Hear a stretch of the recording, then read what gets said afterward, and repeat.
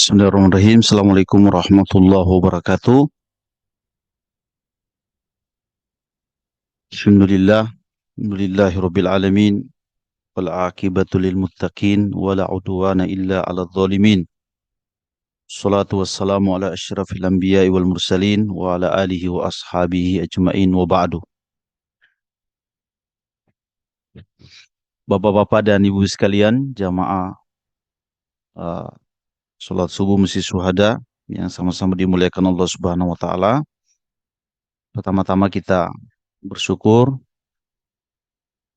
bahwa pada subuh hari ini kita diberikan nikmat sehat oleh Allah Subhanahu wa taala sehingga bisa hadir di sini untuk subuh berjamaah ya. Uh, Mudah-mudahan kehadiran kita semua insya Allah akan menjadi salah satu uh, amal kebaikan kita ya yang akan memperberat timbangan kebaikan kita di mata Allah Subhanahu wa taala. Bapak dan Ibu sekalian, pada kesempatan Sabtu subuh hari ini seperti biasa kita bicara buku Islam ya. Pada kesempatan ini insya Allah kita berbicara yang sebenarnya temanya ringan ya.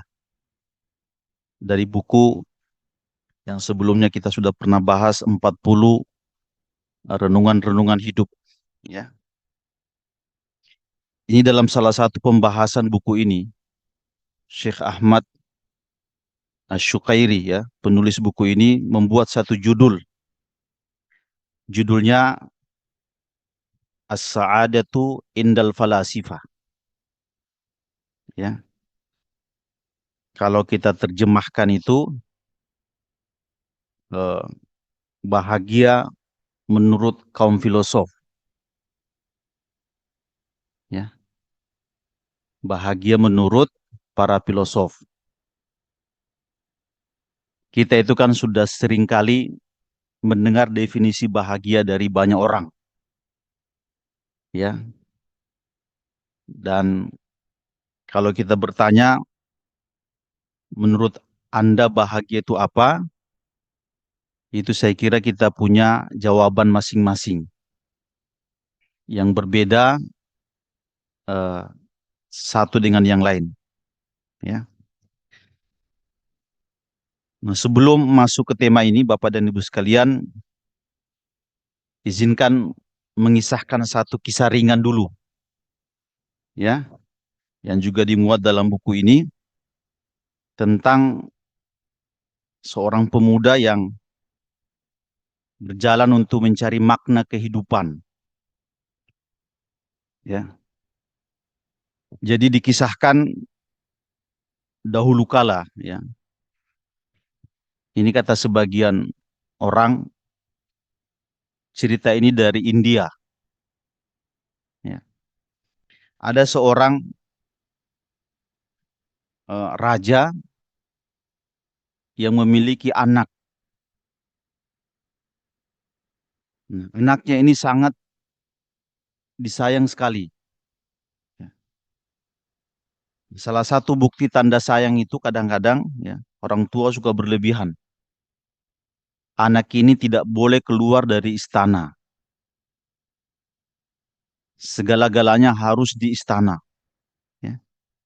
Dia dikasih makanan yang enak, perlengkapan kehidupan yang lengkap, itu semuanya harus di istana.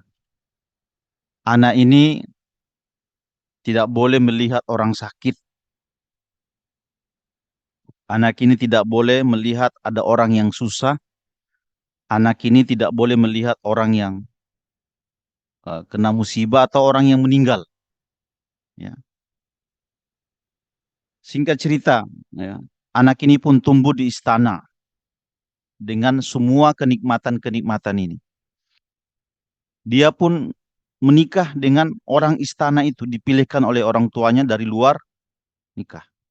Semua harus di istana. Ya.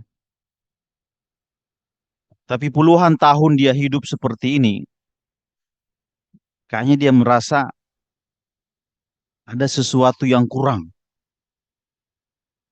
ya. Ada sesuatu yang kurang dalam hidupnya. Lihatnya yang enak-enak terus. Kalau tiap hari lihat enak, lama-lama tidak enak, ya.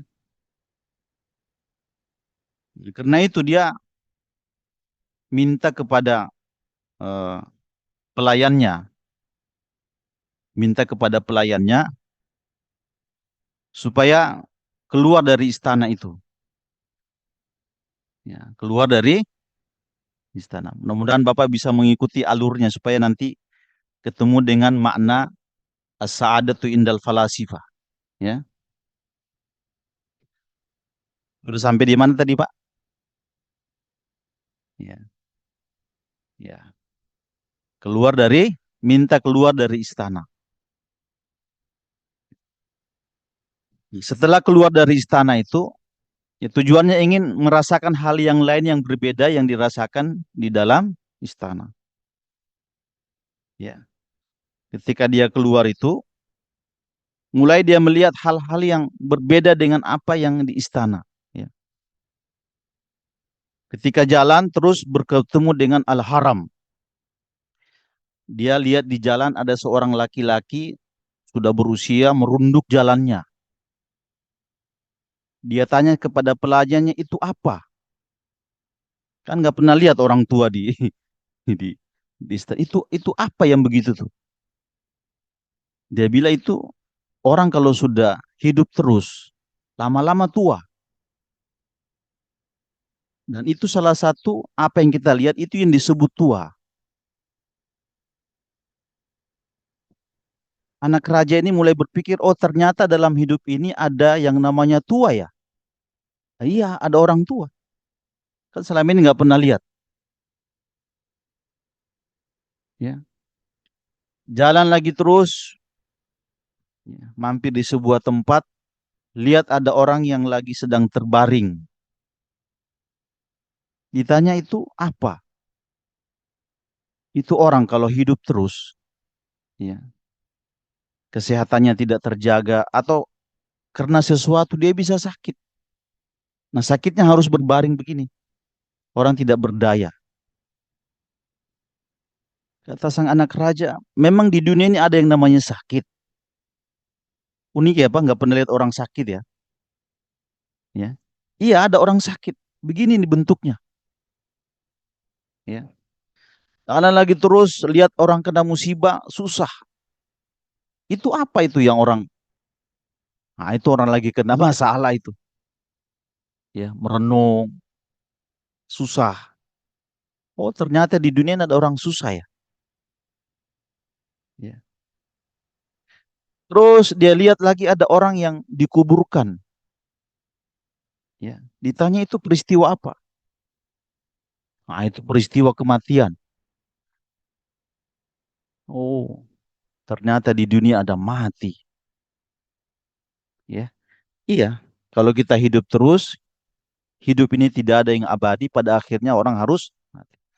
Semua pelajaran-pelajaran itu kemudian dia timbang-timbang dengan ketika dia di istana tadi.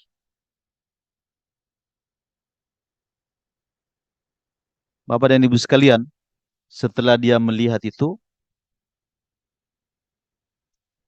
dia berkata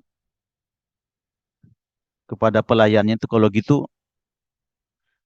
kita pergi ke sebuah tempat di gunung. Saya ingin mencari makna yang namanya bahagia. Ya, udah kita singkat ceritanya nih Pak. Ya, dia pergi ke sebuah tempat yang sepi di dekat gunung itu. Dia hidup di situ tanpa manusia. Dia makan tanpa penghasilan. Sampai pada akhirnya hidupnya susah. Sampai titik nadirnya itu makan sehari itu cuma berapa biji beras. Ya, jadi hidupnya tambah susah. Nah, dia berkata begini, kalau dihidup di istana dengan fasilitas mewah, saya tidak merasa nyaman. Lihat juga orang-orang menyepi juga begini ternyata juga susah. Ya. Dia kemudian memilih untuk melihat atau mengambil jalan tengah. Dia kemudian duduk di sebuah pohon. Di pohon itu dia merenung, ya, memikirkan tentang keseimbangan hidup. Ya. Nah, dari bawah pohon itu dia dapat pemaknaan bahwa yang namanya hidup itu ternyata ada masalahnya. Ya, ada masalahnya. Dia juga menemukan solusi bahwa salah satu cara keluar dari masalah, dari belenggu itu adalah keluar dari berlepas diri dari kelezatan-kelezatan. Ya, makanya Bapak Ibu tahu nggak kalau cerita ini, siapa yang kenal cerita ini? Siapapun yang membaca tulisan tentang Siddhartha Buddha, nah ini orangnya. Makanya dia disebut dengan Rajulul Mustanir, laki-laki yang bercahaya. Ya, kalau lihat simbol-simbol emas kan, itu sebenarnya dia adalah pemuda India yang ingin sedang mengejar yang namanya bahagia. Dia mencari jalan tengah. Siddhartha Gautama. Ya, ini ceritanya. Ya, kenapa sampai ada ajaran Buddha? Kira-kira ini yang melatar belakangi sehingga ada ajaran itu. Ya, makanya penulis buku ini mengatakan eh, ajaran-ajaran kita tadi ingin membandingkan, Pak, ingin tahu di luar sana orang menyebut bahagia seperti apa, gitu ya. Ya, kalau orang ajaran Buddha tadi itu, ya, kalau orang mau terlepas dari belenggu-belenggu tadi itu, hendaknya punya beberapa hal.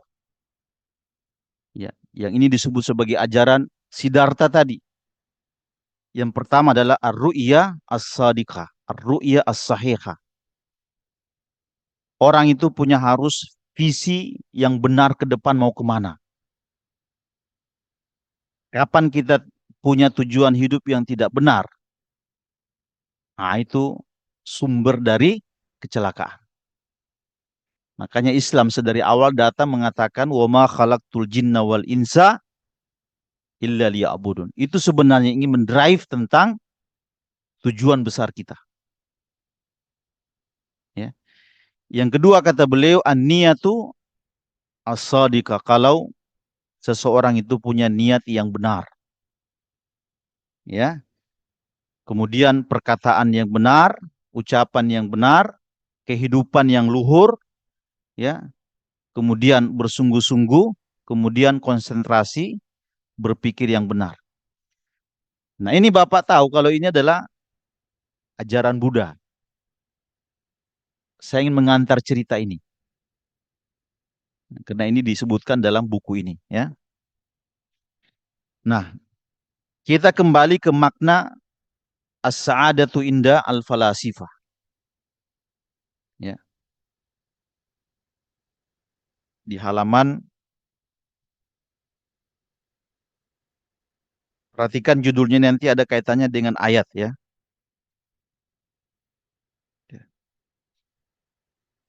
Nah, kita bertanya, Pak. Orang kalau kita tanya menurut Anda bahagia itu kan beda-beda ya. Di masjid ini coba tanya, menurut Anda yang senang itu apa? Ya. Kalau tanya Pak Dadang, menurut Pak Dadang yang senang, yang bahagia itu apa? Ya. Beda dengan Pak Andi, beda dengan yang lain. Masing-masing punya cara menjawab yang beda-beda. Ya.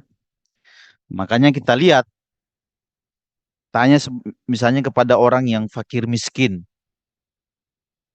apa yang Anda eh, impikan dalam hidup ini? Saya kira kita bisa tebak jawabannya. Dia punya uang banyak. Dia punya potongan-potongan emas di rumah. Ya, kalau mau pulang dipotong, kalau mau pergi ambil sepotong pergi. Ya, tapi agak berbeda kalau kita tanya kepada orang yang ingin terkenal. Jadi dia lihat artis, lihat apa, dia rasa terkenal itu enak. Ketika ditanya Anda mau apa, dia ingin terkenal. Mungkin uang dia tidak terlalu perlu, ya. Kita tanya lagi orang yang lumpuh misalnya. Menurut Anda yang paling Anda sukai dalam hidup ini apa? Saya kira dia tidak suka terkenal.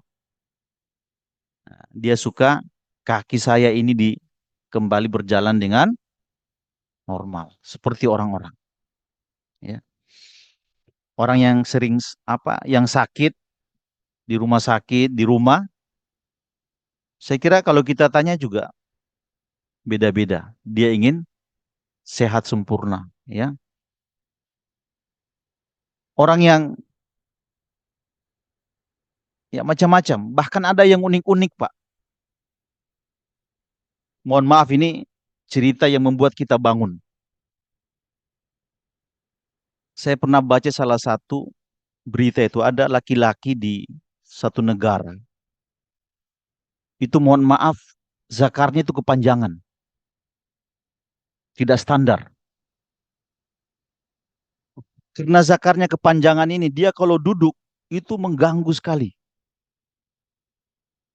Itu membuat penampilannya sampai suka malu sendiri. Karena itu dia cari cara untuk mengecilkan, memendekkannya itu.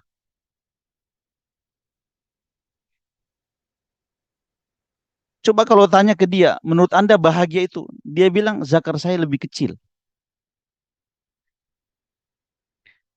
Ya. Tapi coba tanyakan juga yang kekecilan. Dia mau saya agak besar. Nah ini yang saya maksud bahwa kadang-kadang orang itu punya obsesi sendiri dalam hidupnya. Walaupun yang lain-lain ikut mengikuti. Bapak dan Ibu sekalian, coba baca berita 1 2 hari ini. Ya, itu tiket Argentina Indonesia itu sudah habis ya.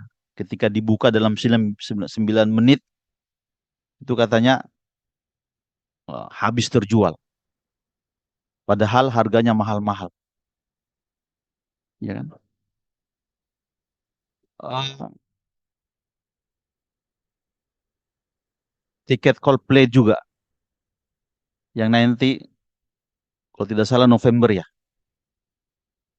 Itu sudah habis terjual. Padahal mahal-mahal. Kemarin di Detikcom saya baca mobil-mobil yang pernah digunakan oleh pembesar eh, para presiden lah ya. Kepala-kepala negara itu kan punya mobil-mobil bekas di Bali waktu ada KTT itu. Itu dijual ke publik. Itu dalam hitungan menit selesai. Padahal saya cek harganya, kalau saya cuma cek aja Pak, ya 2 miliar itu habis, ya. Nah, mungkin ada orang-orang yang merasa bahwa nilainya justru ada di situ, bahagianya, senangnya ada di situ. Tapi kalau kita baca lagi sejarah Islam, kita akan menemukan makna yang berbeda. Coba misalnya tanyakan apa bahagia menurut Jabir bin Abdullah. Menurut dia, menurut dia bahagia itu kalau saya bisa beli kuda, kemudian kuda ini saya pakai mengejar satu hadis di negeri Syam. Itu bahagia sekali. Itu kepuasan. Ya. Kalau tanya lagi misalnya ke Imam Al-Bukhari, dia tidak suka beli mobil-mobil tadi. Kepuasan bagi dia bisa nulis hadis, dia bisa tahqiq, dia masukkan atur sanatnya, dibaca orang. Nah, itu menurut dia paling senang dalam hidupnya. Ya, tanya lagi ke Hasan Al Basri. Saya kira dia punya makna yang berbeda. Hasan Al Basri itu berkata, ya, menurut saya yang paling indah itu kalau saya bisa khusyuk di masjid, ibadah-ibadah saya lakukan dengan tenang, tidak ada yang ganggu. Makanya Bapak perhatikan ada satu kata yang pernah keluar dari Imam Hasan Al Basri. Dia berkata begini, ya, seandainya para penguasa, para raja, para pejabat mengetahui nikmatnya beribadah di masjid dengan khusyuk itu, mereka akan datang ke sini dan memaksa saya untuk mengambil dari saya. Jadi akan memotong mereka, leher-leher saya ini akan leher saya akan diputuskan untuk merampas kenikmatan yang sudah saya la jaladu nabis suyuf. Nah, beda kan? Coba tanya misalnya bahagia menurut Imam Ahmad bin Hambal. Ada satu perkataan menarik yang pernah dia sampaikan. Menurut saya, kata dia, bahagia itu kalau kaki kanan saya sudah masuk satu ke surga, yang kirinya masih di luar. Bapak bisa bayangkan itu, Pak. Kayak kita mau masuk masjid, kaki kanan kita sudah duluan. Tapi yang satu masih luar. Itu 99% pasti masuk. Nah, kata Imam Ahmad, bahagia saya kalau sudah begitu. Kaki saya sudah masuk. Ya. Nah, begitulah kita kira-kira orang menjawab tentang bahagia itu. Ya, bahkan kalau kita Nabi ya, dalam riwayat Imam Hakim, Bapak dan Ibu sekalian, pernah berbicara tentang bahagia. Ya kan, kata Nabi, as-sa'adatu arba'atun. Yang bisa membuat orang senang, bahagia, damai itu ada empat. Ya, yang pertama, al-baitul wasi'. Orang kalau punya rumah yang luas. Ya, rumah yang, perhatikan, dikasih kata sifat. Tidak sekedar rumah, tapi rumah yang lapang. Ya, itu orang bisa bahagia. Ya, yang kedua, al-markabul hani, kendaraan yang nyaman. Itu jujur, Pak. Perhatikan orang-orang yang punya kendaraan. Ada juga kata sifatnya yang nyaman. Nah, itu juga membuat orang senang. Ya. Yang ketiga, az-zauju as-solih. Orang bisa bahagia itu kalau punya pasangan hidup yang baik. Betapa menderitanya orang ya kalau punya pasangan hidup yang tidak baik. 24 jam dia harus berurusan dengan orang yang dia tidak suka. Ah, itu paling menderita. Deritanya derita. Ya, kalau masih dengan tetangga, teman, konflik itu masih bisa. Tapi kalau dengan pasangan hidup, ya, makanya bersyukur siapa saja yang dianugerahi pasangan hidup yang baik. Kemudian yang ketiga, yang keempat adalah aljar, as-soleh. Ya. Eh, orang itu bisa merasakan ketenangan kalau punya tetangga yang baik. Ya, ya, tetangga yang baik. Nah, saya kira makna-makna ini Nabi sampaikan dalam rangka. Nah, Bapak dan Ibu sekalian, kita masuk sekarang dengan kebahagiaan menurut kaum filosof. Nah, itu baru mukaddimah tadi. Ya, supaya kita punya bayangan. Ya. Nah, ada satu definisi yang menarik menurut para filosof tentang bahagia itu. Mereka berkata begini, Sa'adatu syai'in hiya fi tamamin amalin hadha syai' wa wadhifatuhu la yumkinu li ayyi syai'in al-qiyamu bihi. Ya, orang ya, atau bahagia itu bisa kita definisikan dengan melakukan sesuatu secara sempurna yang orang lain tidak bisa melakukannya. Hmm. Garis bawah ini, Pak. Orang bisa disebut dia bahagia, damai, puncak ketenangan kalau bisa melakukan sesuatu yang orang lain tidak bisa lakukan. Ya.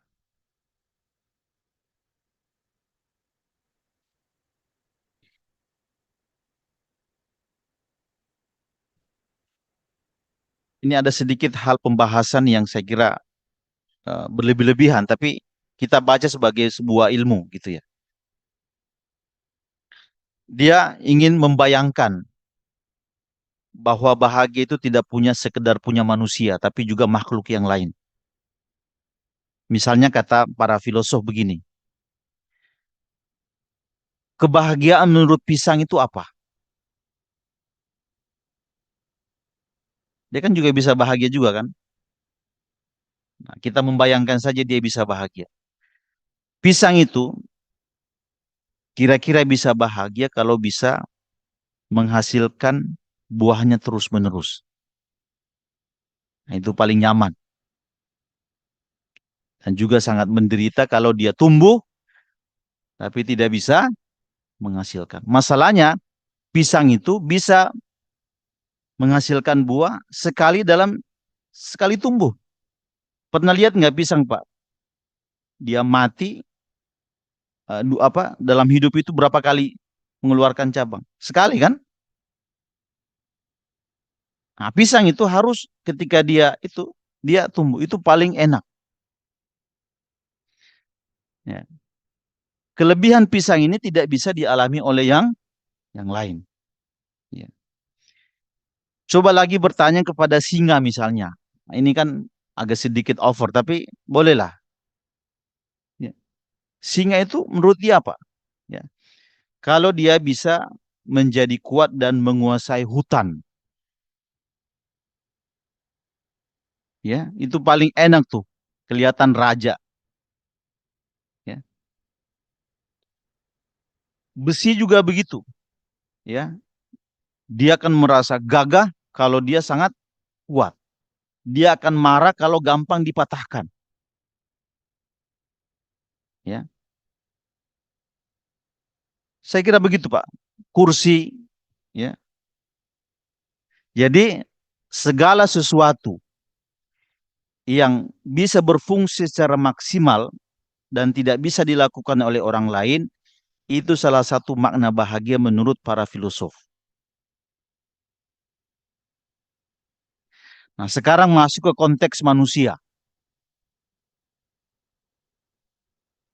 Bahagia filosofi menurut eh, apanya dalam konteks manusia adalah kita ini kan manusia bisa melakukan hal-hal yang bisa dilakukan oleh yang lain kan? Ya nggak Pak? Contoh misalnya makan. Jangan ada yang menganggap orang di dunia itu paling kuat makan. Sebab makhluk-makhluk yang lain itu, yang Allah ciptakan, ada yang lebih kuat makannya. Bapak pernah lihat onta minum air. Sekali hirup bisa berapa liter, Pak? Kali ini segelas nggak selesai. Ya kan, makanya Al-Quran berkata, Yashrabuna syurbal him. Onta itu kalau minum air, sekaligus hirup selesai untuk 8 liter untuk berapa hari perjalanan. Jadi ada yang lebih kuat dari kita kalau masalah makan dan minum. Tidak usah terlalu sombong. Nah, yang kedua, masalah sehat. Ada orang berolahraga, semua kegiatan semua dijalani, terus merasa lebih sehat. Ya, kadang-kadang sombong kan dia nih, otot saya nih besar. Padahal dia nggak tahu makhluk lain ada yang lebih kuat. Jerapah itu disengaja panjangkan lehernya. Ya nggak Pak? Bagaimana air itu dibawa ke atas, dipompa, bagaimana paru-parunya sangat kuat. Ya, sapi, kerbau itu ya mungkin kita tidak imbang, tapi kalau masalah sehat dia lebih sehat. Tidak ada yang kena asam urat. Ya, nah masalah seks, hubungan biologis. Ada mungkin orang yang sombong ya, berkata saya bisa berhubungan berapa kali dalam sehari. Saya 1 2 hari ini lagi ngecek di internet. Saya coba cari-cari aja karena beliau sedang nulis nih. Saya kadang-kadang suka informasi mendalam tentang apa yang tulis tentang kekuatan hubungan seks. Ya, ternyata ada 4 binatang di muka bumi ini yang memiliki kekuatan seks yang luar biasa. Bapak tahu? Hah? Ya. Yang pertama adalah simpanse. Itu sejenis kera itu, Pak. Itu bisa berapa puluh kali sehari. Kalau Bapak paling sekali sehari kan? Kalau anak muda bisa 3 kali. Ya. Ada kera-kera Jepang. Kalau dia ingin terhibur, ingin merasa sesuatu, harus hubungan seks. Dia lebih kuat dari manusia. Ya. Ada gajah laut yang hidupnya harus seks. Kalau enggak, dia mati. Jadi untuk yang ini ada yang lebih kuat dari manusia. Ya. Saya ingat waktu itu saya pernah ngedit buku tentang eh, kekuatan seks penduduk dunia. Itu beda-beda, Pak. Di Prancis itu beda sama orang Indonesia. Ya kan? Di Arab di mana beda. Nah, di Indonesia kecil-kecil kan. Tapi kalau itu yang tadi saya sebut bahwa kita masukkan makna filosofi tadi bahwa orang bisa melakukan secara maksimal yang orang lain tidak bisa lakukan. Nah, kalau begitu, manusia itu apa yang menonjol dari dia yang tidak bisa dilakukan oleh yang lain? Nah, itu pertanyaannya kan? Sekarang kita cari bahagianya dia di mana. Apa yang bisa dilakukan oleh manusia yang dia bisa lebih dari binatang, lebih dari alam semesta tadi, yang itu punya cuman punya dia, ya. Siapa yang bisa jawab, Pak?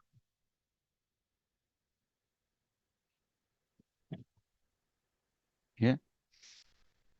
Nah, dari pintu ini kita bisa mengatakan kita paling bahagia kalau kita punya ini, yaitu adalah kemampuan berpikir pakai akal dan kebebasan. Ya, itu yang binatang tidak punya. Ya, merancang, merencanakan, mengatur. Itu makhluk-makhluk lain tidak. Nah, perhatikan baik-baik masuk ke ayat. Masuk ke ayat. Ya, ini surat sedikit lagi boleh ya Pak ya? Supaya lengkap. Karena itu beliau membahas tentang surat Al-Ahzab ayat 72. Bapak perhatikan ayat ini baik-baik. Karena ini sumber kebahagiaan manusia. Ya, inna aradnal amanata alas samawati wal ardi wal jibal. Kata Allah begini, kami Allah pernah menawarkan yang namanya amanah itu, ya, pernah tawarkan ke langit. Ini wahai langit, ini amanah besar ini bisa dibawa nggak? Pernah juga ditawarkan ke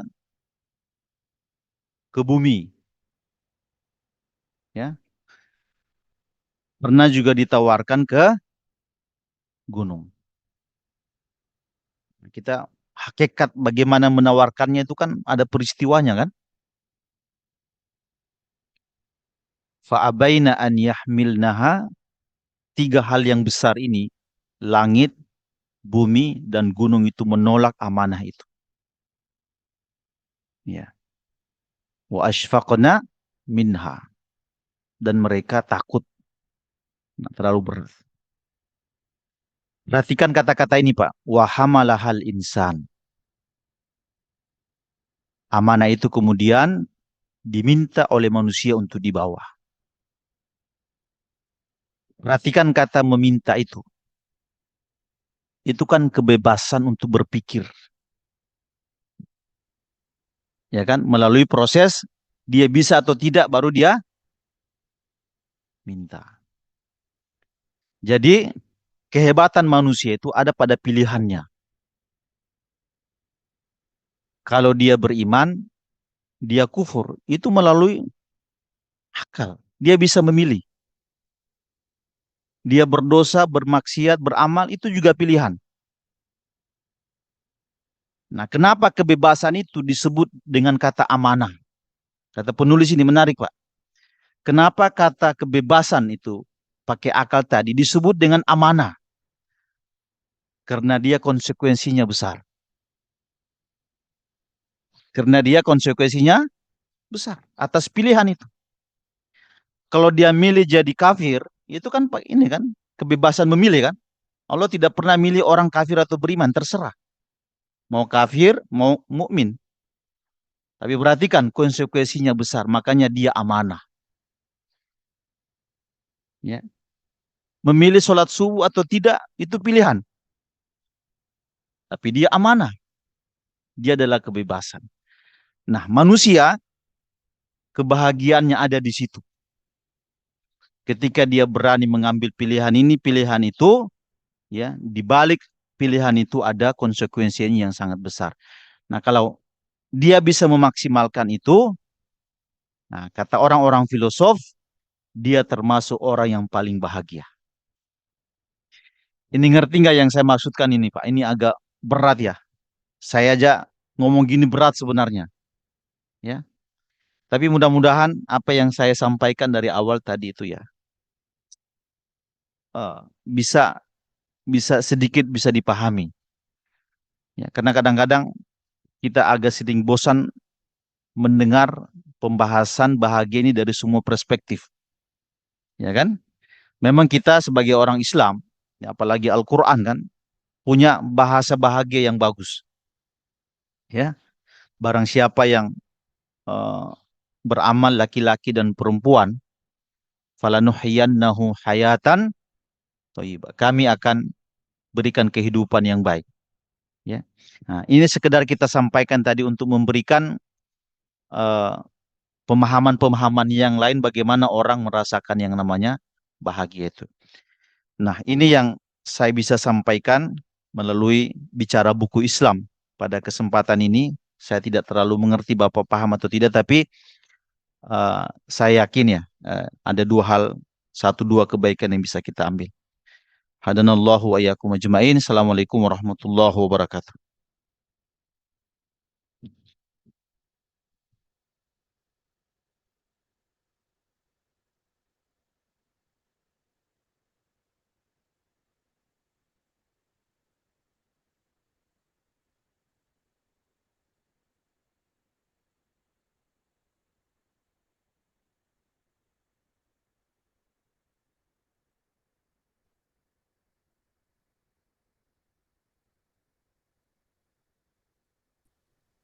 Baik, jazakallah khairan kasiran kepada guru kita, Ustaz Muhammad Yasir.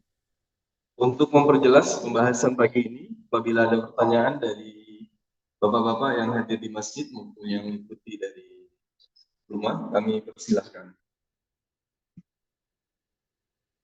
Ini Pak Ustadz, dari kami nih Pak Ustadz. Kalau tadi Pak Ustadz bingung mengenai filosof Pak Ustadz.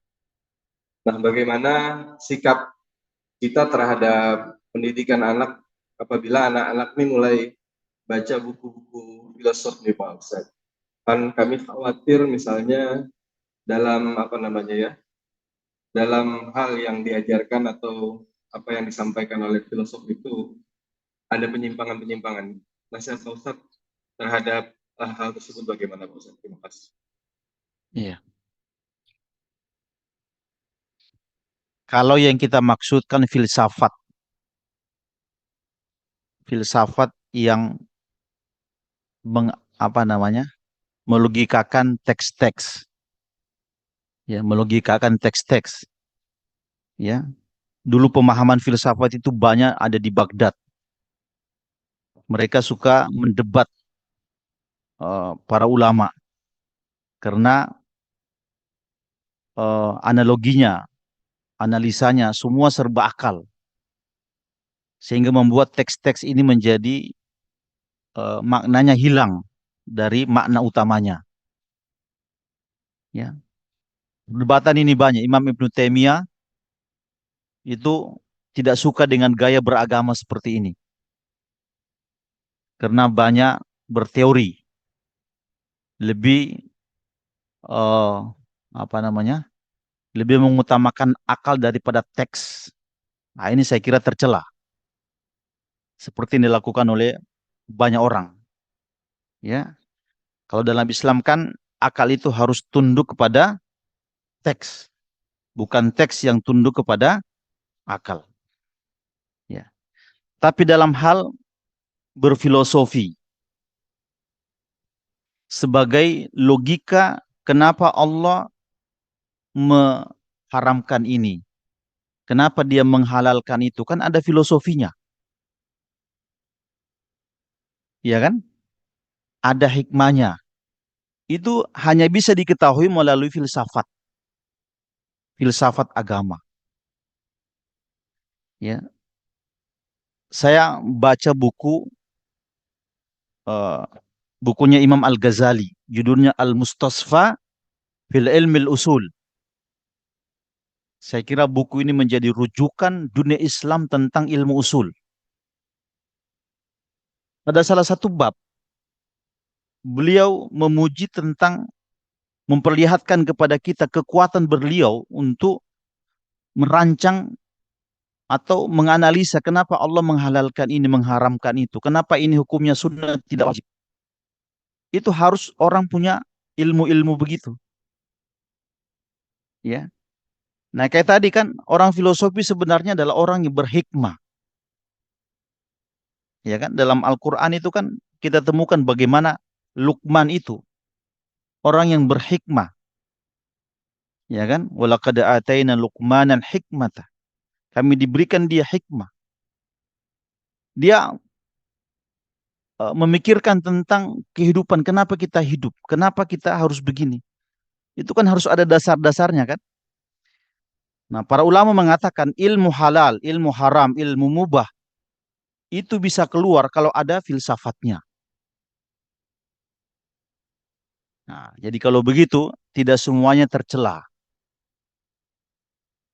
Ini perdebatan yang panjang tentang Imam Ibnu Taimiyah dan imam yang lain tentang ini. Nah, tergantung ke depan, makanya lihat nanti anak kita belajar apa. Kalau dia sekedar belajar hikmah, kenapa sih kita harus sholat, ayah? Kan kita harus jelaskan kan? Kita tidak boleh mengatakan wajib tunduk, enggak.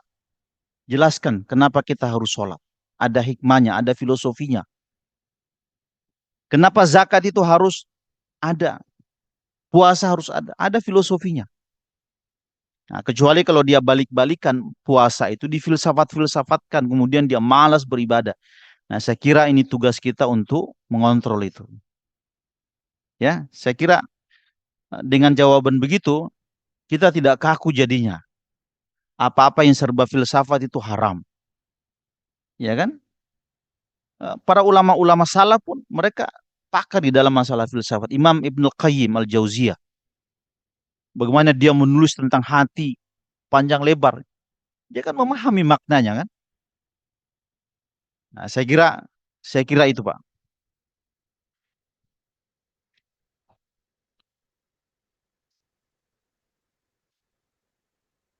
Iya. Mana hadisnya innahu kana zaluman jahula. Hmm. Itu apa perbedaan Anda dikasih manusia ada yang bilang innahu kana zaluman jahula. Iya. Saya kira menarik ya. Kenapa disebut setelah terima amanah itu Allah menyebut dengan zoluman manusia. Manusia itu sangat zalim dan sangat bodoh. Ya. Padahal terima amanah kan baik-baik aja kan. Itu kerja mulia. Penulis menjelaskan itu, saya lupa juga sampaikan. Ya. Karena pada awalnya kita ini sebelum kita lahir di fase atomik kita, sebelum kita jadi manusia kan jadi butir-butiran kan, butir-butiran yang dimasukkan ke sulbi Adam. Nanti direncanakan ini lahir kapan itu sudah ada waktunya. Nah, kita tahu beritanya kan, pada alam itu kita diminta persaksian bahwa Tuhan Anda ini dan kewajiban Anda. Itu kan persaksian sebelum kita lahir. Ketika ayat berbicara tentang mereka mengambil amanah itu, ya, mereka di tengah jalan keluar dari dasar itu. Makanya mereka disebut zolim dengan perjanjian awal, bodoh dengan perjanjian awal. Tapi orang yang menjaga amanah ini terus-terusan, ya, dia kan disebut sebagai orang yang istiqomah. Ya, ini hanya gelar orang-orang yang mengambil amanah itu kemudian diabaikan dengan janji awal dia. Nah, saya kira eh, itu yang menjadi kenyataan kan betapa banyak manusia hari ini yang eh, apa namanya jauh dari perjanjian-perjanjian awal itu, ya kan? Saya kira itu jawaban sederhananya, Pak.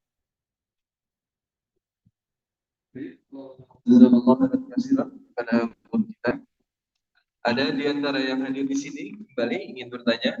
Syuruk baru kurang lebih 3 menit, jadi kita belum bisa atau belum dapat melaksanakan sholat isya. Ada Bapak Ibu sekalian? Cukup ya? Cukup? Oh silakan. Oh Pak Rizza mungkin diminta menambahkan. Ustadz Rizza diminta menambahkan.